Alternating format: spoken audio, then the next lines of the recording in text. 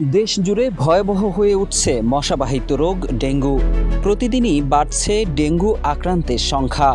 গত 5 মাসের তুলনায় ডেঙ্গুতে আক্রান্ত সবচেয়ে বেশি রোগী হাসপাতালে ভর্তি হয়েছে কেবল জুন মাসে।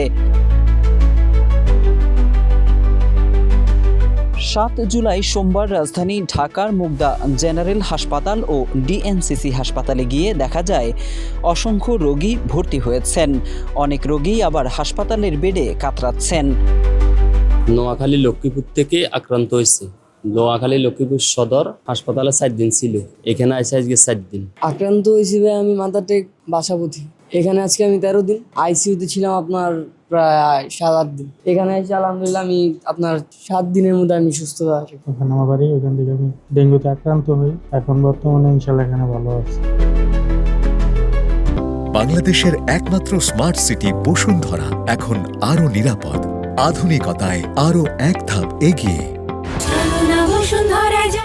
ডিএনসিসি করোনা হাসপাতালের পরিচালক জানিয়েছেন, কেবল গত 7 দিনে 51 জন নতুন রোগী হাসপাতালে ভর্তি হয়েছেন। এই মাসে মাত্র 7 দিন, এর মধ্যে কিন্তু 51 পেশেন্ট অ্যাডমিটেড হয়েছে শুধুমাত্র ডেঙ্গু নিয়ে। আমরা যদি ডেঙ্গুর খালি ভর্তি পেশেন্ট দেখি তাহলে will see the only the tip of the iceberg. কারণ আমাদের উল্লেখযোগ্য সংখ্যা এবং মোস্ট অফ দ্য পিপল কিন্তু আউটডোরে চিকিৎসা দিয়ে ছেড়ে দেওয়া হয়।